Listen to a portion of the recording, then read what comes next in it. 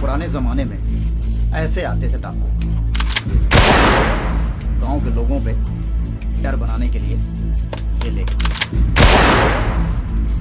और मोटे मोटे दरवाजे चीरने के लिए ऐसे दरवाजे, देखो ऐसे लकड़ी के दरवाजे चीरने के लिए क्या लेके चलते थे जानते हैं?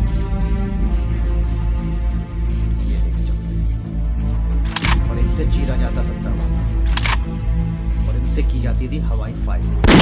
इससे क्या होता था, गांव के लोग दहशत में आ जाते थे, डर, और हमारे डर के जो लोग जाग रहे होते थे वो सो जाते थे, जो सो रहे होते थे वो जाग जाते थे। इतनी हवाई फायरिंग कर देते थे डाकू कि जो लोग भी थोड़ी हिम्मत जुटाएं कि घर से अपने कुछ लाठी डंडा, इस तरह की कुल्हाड़ी या फरसे, या किसी के घर में लाइसेंसी बंदूक हो तो निकले, हमारे डर से वो निकलने लगे। तो हमारे गांव में ऐतिहासिक तौर पे यानी कि कुछ 4-5 बड़ी डकैती, मतलब ऐसी डकैती हुई है जिससे लोगों के अंदर डर। एक डकैती हुई गणेश महाजन, उस डकैती के बाद गणेश महाजन ने तो पूरा गांव छोड़ दिया, अपनी जमीन, अपनी जायदाद, अपनी दुकान, अपना यहाँ तक कि अपना घर, खानदानी घर वो बेच करके इलाहाबाद शिफ्ट हो गए, यानी कि प्रॉपर इलाहाबाद चले गए। एक डकैती हमारे यहाँ हुई, उस डकैती में तो बाकायदा जो है डाकुओं ने पोस्ट के जरिए चिट्ठी भेजा कि फलाना फलाना फलाना जगना के कुआं पर जा करके ये यानी पैसा, जेवर, ये सारी चीजें पहुंचा दो। अगर नहीं पहुंचाए तो तुम्हारी खैर नहीं है। उन्होंने नहीं पहुंचाया।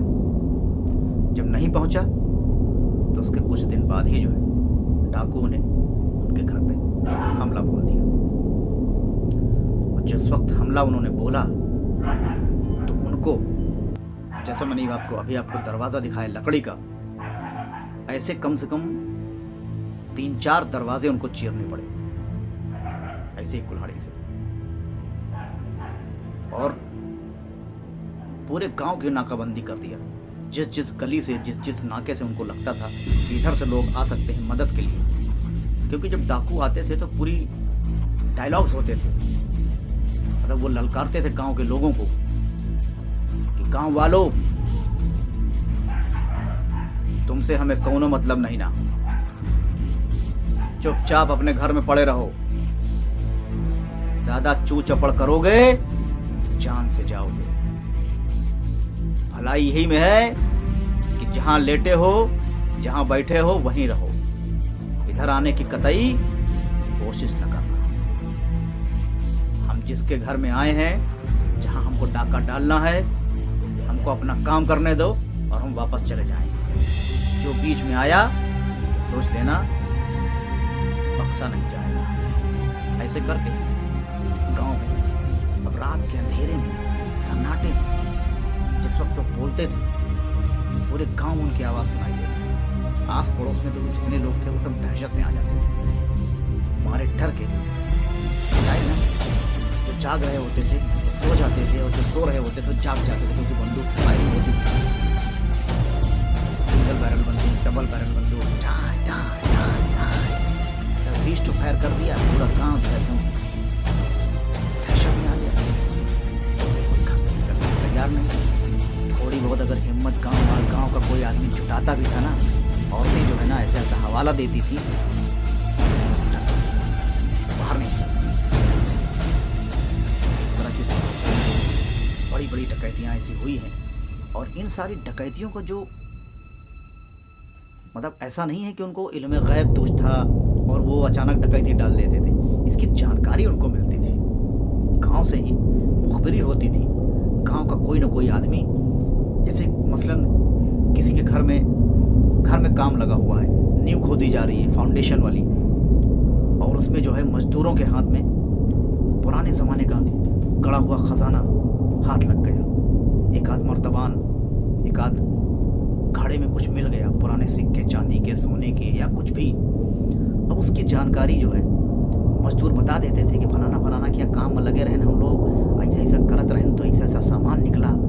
फिर वो फटाफट काम बंद करवा दें, और काम बंद करवा के हम सब लोग उनका 500-500 रुपया, 200-200 रुपया इनाम दें, कहीं आज काम ना हुई। वो सारा जो है जेवर ओवर सब संभाल के जो निकला सोना चांदी सब रख ली। तो इस तरह की मुखबिरी हो जाती थी। और जब ये मुखबिरी सॉलिड वाली होती थी तो फिर जो है डाकू कुछ तो आसपास के रहते थे, कुछ जो है जमुना पार और गंगा पार और कहाँ कहाँ से लोग ट्रैवल करके चल करके यहाँ आते थे। पूरी एक आध महीने उसकी प्लानिंग चलती थी, कैसे जाएंगे, क्या क्या होगा, असलहे कहाँ से आएंगे, कारतूस कहाँ से आएगी, किस कोने पे कौन खड़ा रहेगा, पूरे गांव की रेकी कर देते। फिर वो डकैती होना। तो ऐसा नहीं है कि ये डकैती अचानक पड़ती थी, इसमें गांव का कोई ना कोई शामिल ज़रूर रहता रहा होगा, जो पूरी जानकारी देता रहा होगा।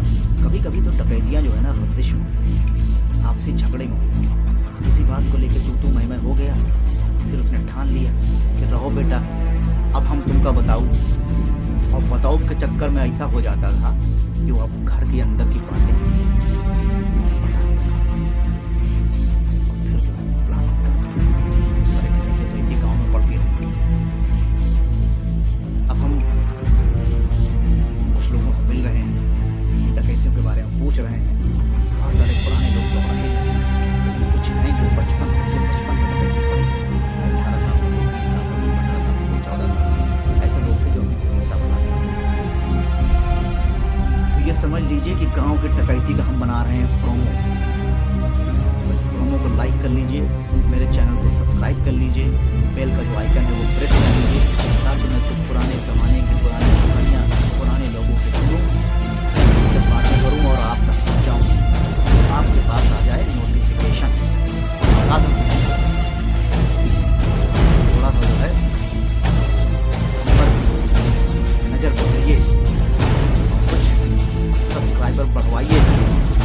आज हमने जो गेटअप धारण किया है, ये अम्मी के हमने पुरानी शॉल अपनी ओढ़ी हुई है, सर पे मेरे जो है अच्छा स्टोल जैसा, और ये कुर्ता काला हमने पापा का पहना हुआ है, और ये पापा की पहनी हुई है बंडी, समझे आप। तो ये काजल हमने लगा लिया एकदम ओरिजिनल वाला, ऐसा काजल है कि हाथ में लगा लो पूरा हाथ काला हो जाता है। जो गांव में काजल पारा जाता है ये वो अलग काजल है। फिर मिलते हैं और आपसे हम यही कहेंगे, जय हिंद, जय भारत। डाकुओं की खतरनाक कहानी सुनने के लिए तैयार हो जाइए। दियामान शो।